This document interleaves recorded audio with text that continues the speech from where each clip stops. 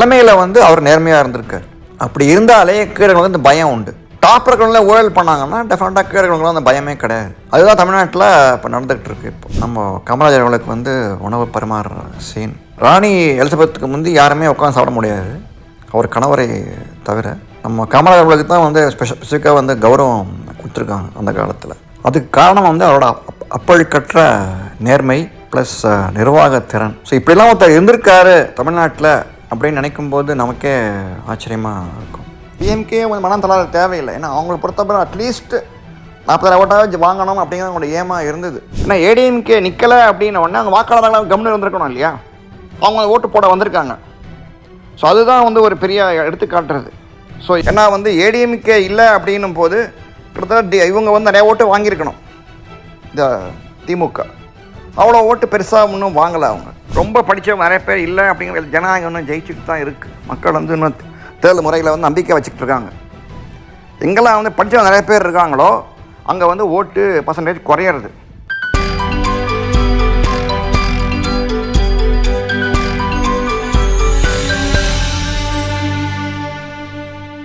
பொதுவாக காங்கிரஸ் கட்சி ஆளுங்கள்லாம் கவனிச்சிங்கன்னா காமராஜர் ஆட்சியை நம்ம தருவோம் அப்படின்னு அடிக்கடி பேசிக்கிட்டு இருப்பாங்க. காமராஜர் அவர்கள் வந்து கிட்டத்தட்ட ஒரு 6 வருஷம்தான் தமிழ்நாட்டை வந்து முதலமைச்சராக இருந்திருக்காரு. அதுக்குள்ளேயே ஏகப்பட்ட மாற்றங்கள்லாம் ஒரு 1956 to 1962 அப்புறம் வந்து கட்சி பணின்னு போயிட்டார். அவர் பக்தாசனை விட்டு கொடுத்துட்டு. ஸோ அதனால் அந்த 6 வருஷத்தை அவர் சாதிச்சிருக்காருன்னா இன்னும் எவ்வளோ சாதிச்சிருப்பார் அப்படின்னு நம்ம we can't even imagine.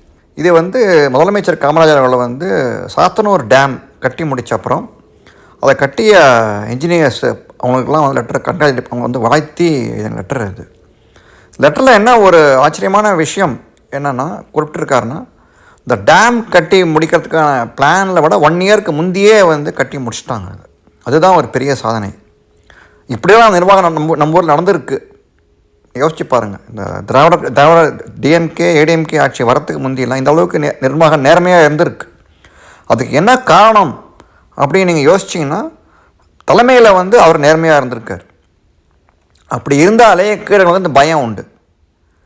Top இருக்கிறவங்கள ஊழல் பண்ணாங்கன்னா டெஃபினட்டாக கீழே இருக்கிறவங்களும் அந்த பயமே கிடையாது.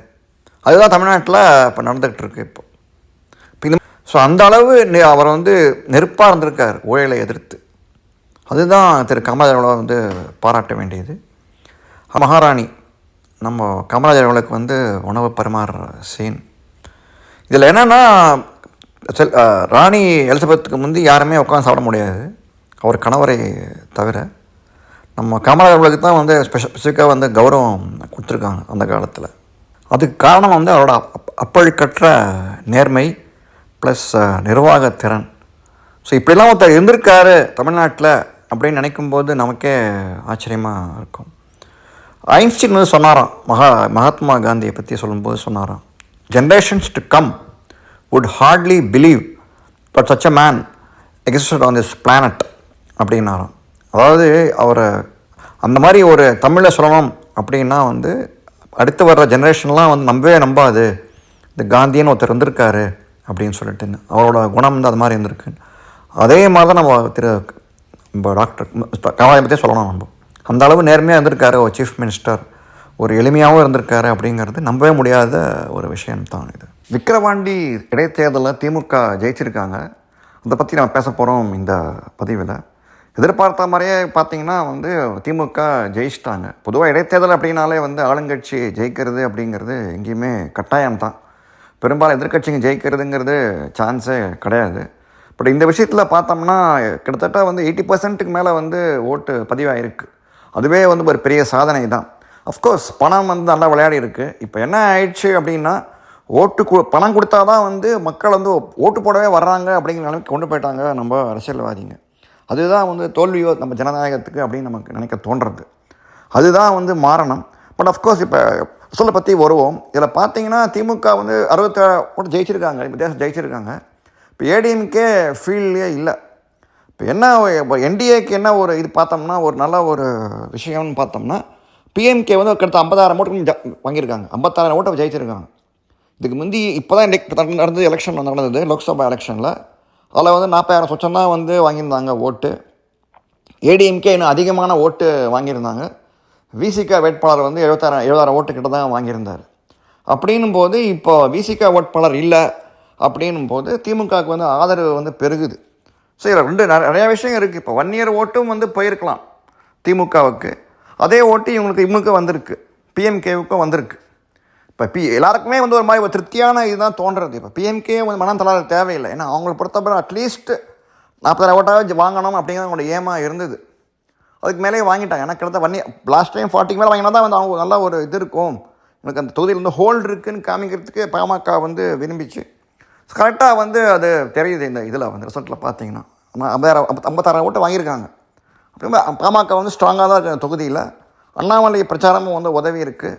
ஏன்னா அவ்வளோ பண்ண வேண்டியிருக்கு. இப்போது திமுகவை தோக்கடிக்கணும் அப்படின்னு பார்த்தோம்னா அவ்வளோ மினிஸ்டருங்க அங்கங்கெல்லாம் போயிருக்காங்க. 15 மினிஸ்டர்ஸ் சுற்றி வந்துட்டு இருந்திருக்காங்க. நல்லா பணம் நல்லா கொடுத்துருக்காங்க எல்லாருக்குமே, வாக்காளர்களுக்கெல்லாம். அப்படின்னும் போது ஜெயிக்கிறதுக்கான வாய்ப்பு தான் ஜாஸ்தி இப்போ திமுகவுக்கு. தோத்தா பெரிய அதிசயமாக இருந்திருக்கும். பட் அஃப்கோர்ஸ் ஒரு கௌரவமான தோல்வியாக சொல்லலாம். 60,000 ஓட்டில் வந்து ஏடிஎம்கே இல்லாமல் பிஎம்கே தோக்கிறதுங்கிறது ஒரு இது தான். ஏடிஎம்கே வந்து ஈரோட்டில் வந்து தோற்றாங்க. அவங்களோட ஸ்ட்ராங் ஹோல்டு அப்படிம்பாங்க, ஈரோட கொங்கு பகுதி, அங்கேயே வந்து தோற்றாங்க இவங்க ஏடிஎம்கே. அப்படின்னும் போது பாமக ஜெயித்தது வந்து ஒரு பெரிய சாதனை. இதில் என்னன்னா வந்து ஏடிஎம்கேக்கு ஒரு மறைமுகமான தோல்வி அப்படின்னு நினைக்க தோணுது. ஏன்னா ஏடிஎம்கே நிற்கலை அப்படின்ன உடனே அவங்க வாக்காளர்களாக கவனம் இருந்திருக்கணும் இல்லையா, அவங்க ஓட்டு போட வந்திருக்காங்க. ஸோ அதுதான் வந்து ஒரு பெரிய எடுத்துக்காட்டுறது. ஸோ இவங்க வந்து கட்சிங்க வந்து புறக்கணித்தாலும் வாக்காளர்கள் வந்து புறக்கணிக்க தேவையில்லை அப்படின்னு நினைக்க தோணுது. இல்லை இன்னொன்று நீங்கள் கவனித்து பார்த்தோம்னா, ஒரு கூர்ந்து பார்த்தோம்னா, பொதுவாக வந்து மெட்ராஸ்லாம் வந்து பார்த்தோம்னா அந்த ஓட்டு பர்சன்டேஜ் குறைஞ்சிது லோக்சபாவில். பட் இப்போ அதிகமாக தருமபுரி சைடாக 80% ஓட்டு போட்டிருக்காங்க இப்போ லோக்சபா எலெக்ஷனில். ஸோ அதிகமாக வந்து ஒரு படிப்பறிவு இல்லை, ரொம்ப படித்தவங்க நிறைய பேர் இல்லை அப்படிங்கிற ஜனநாயகம் இன்னும் ஜெயிச்சுட்டு தான் இருக்குது. மக்கள் வந்து இன்னும் தேர்தல் முறையில் வந்து நம்பிக்கை வச்சுக்கிட்டு இருக்காங்க. எங்கெல்லாம் வந்து படித்தவங்க நிறைய பேர் இருக்காங்களோ அங்கே வந்து ஓட்டு பர்சன்டேஜ் குறையிறது. அதுதான் வந்து நம்ம காட்டுறது இந்த தேர்தல் ரிசல்ட்லாம் பார்த்தோம்னா. பாமக ஜாதி செல்வாக்கு இருக்குது அப்படின்னு நம்பினா கூட, ஸோ இதில் வந்து எல்லாருக்குமே வந்து பிஎம்கே பொறுத்தவரை வந்து அவங்க வந்து இது பெருந்தோல்வி கிடையாது இது. ஏன்னா அவங்கள பொறுத்தவரை அதிகமான ஓட்டு வாங்கிட்டாங்க இதுக்கு முந்தைய வாங்கி லோக்சபா எலெக்ஷனோட. அவர் கம்மியாக வாங்கியிருந்தால் செல்வாக்கு குறையிறது பிஎம்கேக்கு நம்ம நினைக்கலாம். பட் அவர் ஜாஸ்தியாகவே வாங்கியிருக்காங்க. ஸோ டெபாசிட் வாங்கியிருப்பாங்க அவங்க. ஸோ நல்லா ஓட்டு பர்சன்டேஜ் 1.9 lakh ஓட்ஸ் பதிவாயிருக்கு. ஸோ அதனால் வந்து 50,000 ஓட்டு கிட்டத்தட்ட வந்து இவங்க 1/4 ஆஃப் த பீப்புள் வந்து இவங்க இது நம்பலை அப்படிங்கிறது ஒரு பெரிய ஒரு இதுதான். திமுகவுக்கு வந்து ஒரு சரிவு தான். ஏன்னா வந்து ஏடிஎம்கே இல்லை அப்படின்னும் போது கிட்டத்தட்ட இவங்க வந்து நிறையா ஓட்டு வாங்கியிருக்கணும். இந்த திமுக அவ்வளோ ஓட்டு பெருசாக இன்னும் வாங்கலை அவங்க. அதனால் வந்து இது வந்து பெரிய ஒரு கௌரவமான தோல்வி தான் பாமகவுக்கு. அண்ணாவோட லீடர்ஷிப்புக்கும் வந்து ஒரு நல்ல ஒரு இதுதான் அப்படின்னு ஒரு இம்ப்ரூவ்மெண்ட் அப்படின்னு நம்ம கட்டாயமாக நினைக்கலாம். ஜெய் ஹிந்த்.